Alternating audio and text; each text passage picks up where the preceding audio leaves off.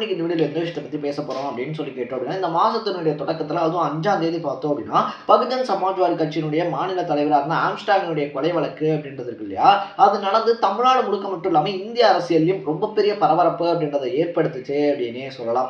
But இப்போ matter என்ன அப்படின்னு சொல்லி கேட்டோம் அப்படின்னு சொல்லி பார்த்தோம் அப்படின்னா, கிணறு வெட்ட பூதன் கிளம்பின கதையா ஆம்ஸ்ட்ராங்கினுடைய கொலை வழக்கு இருக்கு இல்லையா, அதுக்கு பின்னாடி ஒருத்தர் பின்னாடி பிடிச்சு போகும்போது பார்த்தோம்னா, கட்சி பாகுபாடு இல்லாமல் திமுக, அதிமுக, தமிழக மாநில காங்கிரஸ் இருக்கு இல்லையா, ஜி.கே. வாசனுடைய கட்சி இருக்கு இல்லையா, அந்த காங்கிரஸ், அது மட்டும் இல்லாமல் பார்த்தோம் அப்படின்னா பாஜக அப்படின்னு சொல்லிட்டு கட்சி பாகுபாடு இல்லாமல் எக்கச்சக்கமான முக்கியமான பிரமுகர்கள், முக்கியமாக சொல்லணும் அப்படின்னா ஒரு குற்றம் நடந்துச்சு அப்படின்னா நிரபராதியாக நிரூபிக்கப்படுறதுக்காக போராட வேண்டிய வக்கீல்கள் இருக்காங்க இல்லையா, பல வக்கீல்கள் இந்த குற்றச்சாட்டில் வந்துட்டு ஈடுபட்டிருக்காங்க அப்படின்னு சொல்லப்படுது. இது எல்லாத்துக்கும் பார்த்தோம் அப்படின்னா ஒரு ஹெட்டாக இருந்து செயல்பட்டது ஒரு பெண் தாதா, அதுவும் அஞ்சலை அப்படின்னு சொல்லக்கூடிய ஒரு தாதா அப்படின்னு சொல்றாங்க.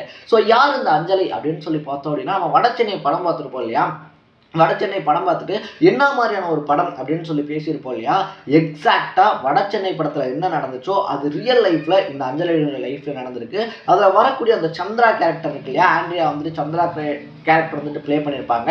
அந்த சந்திரா கேரக்டர் தான் அஞ்சலை அப்படின்னு சொல்கிறாங்க. பகுஜன் சமாஜ் கட்சியினுடைய மாநில தலைவர் அந்த ஆம்ஸ்ட்ராங்குடைய கொலை வழக்கு அப்படின்றது நடக்கிறதுக்கு கிட்டத்தட்ட நம்ம 20 வருஷம் பின்னோக்கி போனோம் அப்படின்னு சொல்லப்படுது. ஏன்னா ஒரு 20 வருஷத்துக்கு முன்னாடி 1990s அந்த மாதிரியான வருஷங்கள்லாம் பார்த்தோம் அப்படின்னா வடசென்னை தென் சென்னை அப்படின்னு சொல்லிட்டு ஜேன்னு சொல்லிட்டு ரவுடியுடைய புழக்கம் இருக்கு இல்லையா, எக்கச்சக்கமாக இருந்துச்சு அப்படின்னே சொல்லலாம். பேர் எடுத்த ரவுடிகள் நிறைய பேர் இருந்தாங்க. அதில் தோட்டம் சேகரா இருந்தாலும் சரி, இல்லைனா இன்னொரு பக்கத்தில் பார்த்தோம் அப்படின்னா அயோத்தி குப்பம் வீரமணி இருக்கார் இல்லையா, அவராக இருந்தாலும் சரி, இந்த மாதிரி பழைய பெருந்தலைகள் இருந்துச்சு. அந்த பெருந்தலைகள் பலருமே பார்த்தோம் அப்படின்னா ஒன்று அவங்களே வெட்டிக்கிட்டு செத்தாங்க, மீதி இருந்து சென்னையை ஆட்டு வச்சுக்கிட்டு இருந்த பெரிய பெரிய தலைகள் என்கவுண்டர்ல சுட்டுக் கொல்லப்பட்டாங்க அப்படின்னே சொல்லலாம். பட் இப்போ ரவுடிகளா இருக்கக்கூடியவங்க எல்லாம் யாரு அப்படின்னு சொல்லி கேட்டோம்னா, அந்த பெருந்தலைகளுடைய வாளா இருந்திருப்பாங்க இல்லையா, அதாவது சிஷிய பிள்ளைகளா இருந்திருப்பாங்க இல்லையா, அவங்க எல்லாம் தான் இப்ப சென்னையில பெயர் எடுத்த ரவுடிகளா மாறி இருக்காங்க. அதுல குறிப்பிடத்தக்க ஒருத்தர் தான் பார்த்தோம்னா ஆற்காடு சுரேஷ் அப்படின்னு சொல்லலாம். ஸோ இந்த ஆற்காடு சுரேஷ் இருக்கார் இல்லையா, அவருடைய கொலைக்கு பழி வாங்குறதுக்காக தான் பார்த்தோம் அப்படின்னா ஆம்ஸ்ட்ராங் கொல்லப்பட்டிருக்காரு. ஏன்னா ஆற்காடு சுரேஷனுடைய காதலி தான் இந்த அஞ்சலை அப்படின்னு சொல்றாங்க. ஸோ தன்னுடைய காதலன் இருக்கார் இல்லையா, தன்னுடைய காதலனுடைய கொலைக்கு பழி வாங்குறதுக்காக தான் ஆம்ஸ்ட்ராங்கை கொண்டிருக்காங்க அப்படின்னு சொல்லப்படுது. என்னப்பா அப்படி ஒரு தெய்வீக காதலா அப்படின்னு சொல்லி கேட்டோம்னா கண்டிப்பா கிடையாது. ஏன்னா அஞ்சலை இருக்காங்க இல்லையா, அஞ்சலிக்கு பார்த்தோம் அப்படின்னா முன்னாடியே ஒரு கல்யாணம் ஆயிருக்கு. அதுக்கப்புறமா பார்த்தோம் அப்படின்னா சின்னா அப்படின்றவரோட இருந்திருக்காங்க. அந்த சின்னா யாரு அப்படின்னு சொல்லி பார்க்கும்போது ஆற்காடு சுரேஷனுடைய நெருங்கிய நண்பர். அது மட்டும் இல்லாம சின்னா தான் அன்னைக்கு சென்னையில பெரிய கை அப்படின்னு சொல்றாங்க. ஸோ சின்னாவினுடைய நல்லதா இருந்த ஆற்காடு சுரேஷே பார்த்தோம் அப்படின்னா அஞ்சலிக்காக யார் தன்னுடைய நலலா இருக்காங்க அப்படின்னு சொல்லி நம்பினாங்களோ அதே ஆற்காடு சுரேஷ் சின்னாவை போட்டு தள்ளுறாரு அப்படின்னு சொல்லப்படுது. கேட்கவே தலை சுத்துது இல்லையா. ஸோ நம்ம இதுல அஞ்சலை அப்படின்ற ஒரு கேரக்டரை சுற்றி நடந்த விஷயங்களை மட்டும்தான் பேச போகிறோம். எல்லாத்தையும் ஒரே வீடியோவில் பேசணும் அப்படின்னா கண்டிப்பாக உங்களுக்கு புரியாது. இந்த வீடியோக்கு நீங்கள் கொடுக்கக்கூடிய ரெஸ்பான்ஸை பொறுத்து அடுத்தடுத்து பெரிய தலைகளை பற்றி நம்ம பேசலாம். ஃபர்ஸ்ட் ஆஃப் ஆல் அஞ்சலினுடைய கேரக்டர் இருக்கையா, அஞ்சலை இந்த ஆம்ஸ்ட்ராங் கொலை வழக்கில் எப்படி தொடர்பு படுத்தப்படுறாங்க அப்படின்னு சொல்லி கேட்டோம்னா, நம்ம ஒரு 20 வருஷத்துக்கு முன்னாடி போகணும். ஏன்னா அஞ்சலை தன்னுடைய கேரியரை, அதுக்கு என்ன கேரியரை, தன்னுடைய வாழ்க்கையை பார்த்தோம் அப்படின்னா ஒரு கஞ்சா வியாபாரியாக ஆரம்பிக்கிறாங்க அப்படின்னு சொல்லப்படுது. ஸோ அவங்களுக்கு கல்யாணமாகி ஒரு பையன் இருக்கான், ஒரு சின்ன குழந்தை இருக்கு. அப்படி இருக்கக்கூடிய சுச்சுவேஷன்ல அவங்க ஹஸ்பண்ட் பார்த்தோம் அப்படின்னா அவங்களை விட்டுட்டு போயிடுறாங்க. இதனால பார்த்தோம் அப்படின்னா கஞ்சா வியாபாரியா கஞ்சா வித்துக்கிட்டு இருக்கும் போதுதான் சென்னையில அன்னைக்கு பெரிய ரவுடியா இருந்த சென்னை கேசவலு அப்படின்னு சொல்லக்கூடிய சின்னாவோட இவங்களுக்கு தொடர்பு அப்படின்றது ஏற்படுது. பட் ஆற்காடு சுரேஷ் இருக்கா இல்லையா, ஆற்காடு சுரேஷ்க்கு பார்த்தோம் அப்படின்னா இது ஒரு நெருடலை ஏற்படுத்துது அப்படின்னு சொல்றாங்க. ஏன்னா அஞ்சலை ஆல்ரெடி ஆற்காடு சுரேஷ் ரூட் போட்டுக்கிட்டு இருந்திருக்காரு. திடீர்னு பார்த்தோம் அப்படின்னா தன்னுடைய நெருங்கிய நண்பன், தன்னுடைய குரு மாதிரி இருக்கக்கூடிய சின்னா கரெக்ட் பண்ணது அப்படின்றது அவருக்கு உறுத்திக்கிட்டே இருந்திருக்கு. பட் ஒரு பீரியட் அப்புறமா பார்த்தோம் அப்படின்னா ஆற்காடு சுரேஷ் இருக்கார் இல்லையா, ஆற்காடு சுரேஷனுடைய கஸ்டடிக்கு அஞ்சலை வராங்க. இது சின்ன விசஸ் ஆற்காடு சுரேஷ் அப்படின்னு சொல்லிட்டு கேங் வாரா வெடிக்குது. ஸோ எந்த ஒரு கொலை நடந்தாலுமே பார்த்தோம்னா அதுக்கு பின்னாடி கண்டிப்பாக ஒரு பொண்ணு இல்லைனா ஏதாவது ஒரு இடம் சம்மந்தப்பட்ட பிரச்சனை இல்லைனா படம் ஏதாவது ஒன்று இருக்கும் அப்படின்னு சொல்லுவாங்க இல்லையா. ஸோ ஆற்காடு சுரேஷ் தன்னுடைய சொந்த நண்பனை, அதுவும் நெருங்கிய நண்பனை கொண்டதுக்கு காரணமே இந்த அஞ்சலை தான் அப்படின்னு சொல்றாங்க. ஸோ அப்படி பார்த்தோம் அப்படின்னா அஞ்சலை ஆற்காடு சுரேஷ் இருக்கார் இல்லையா, அவருடைய கஸ்டடிக்கு வந்ததுக்கு அப்புறமா சின்ன ஆற்காடு சுரேஷ் இவங்க ரெண்டு பேர்த்துக்குமே பகை வருது. யார் ஃபர்ஸ்ட் போட்டு தள்ளுறது அப்படின்னு சொல்லிட்டு ஸ்கெட்ச் போட்டு காத்திருக்கும் போது தான் 2010 வருஷம் என்ன பண்றாங்க அப்படின்னு சொல்லி பார்த்தோம்னா, சின்னா இருக்கார் இல்லையா, சின்னாவையும் அவருடைய வக்கீலான பகத்சிங்கையும் ஆற்காடு சுரேஷ் கேங் கோர்ட்டுக்கு பக்கத்தில் வச்சே கொலை பண்ணுறாங்க. அதுக்கப்புறமா ஆற்காடு சுரேஷனுடைய தலைமையில் ஒரு கேங் கிரியேட் ஆகுது அப்படின்னே சொல்லலாம். ஸோ இந்த கேங் தான் என்ன பண்ணுறாங்க அப்படின்னு சொல்லி பார்த்தோம்னா ஆற்காடு சுரேஷ் கேங் இருக்காங்க இல்லையா, 2016 பகுஜன் சமாஜ்வாடி கட்சியினுடைய மாவட்ட செயலாளராக இருந்த தென்னரசு அப்படின்றவர் வந்துட்டு கொள்றாங்க. ஸோ இந்த தென்னரசனுடைய கொலை இருக்கு இல்லையா, 2016 கொல்லப்பட்ட தென்னரசனுடைய கொலைக்கு பழிக்கு பழி வாங்குறதுக்காக தான் பார்த்தோம்னா 2023 வருஷம் வந்துட்டு ஆற்காடு சுரேஷ் இருக்கார் இல்லையா, அவர் வந்துட்டு ஒரு இடத்துல பதுங்கி இருக்காரு. பதுங்கி இருக்கக்கூடிய இடத்துல வச்சு ஆற்காடு சுரேஷ் வெட்டி கொல்லப்படுறாரு அப்படின்னே சொல்லலாம். ஆற்காடு சுரேஷை பொறுத்த வரைக்குமே பெரிய பெரிய தலைகள் இருக்காங்க இல்லையா, அவங்களுக்கு ஸ்கெட்ச் போட்டு தூக்குறதுல கில்லாடி அப்படின்னு வந்து சொல்லுவாங்க. ஸோ அப்படிப்பட்ட ஆற்காடு சுரேஷ்கே பார்த்தோம் அப்படின்னா ஆம்ஸ்ட்ராங் தலைமையில் வந்துட்டு ஸ்கெட்ச் போட்டு ஒரு கொலை நடந்திருக்கு அப்படின்னு சொல்லப்படுது.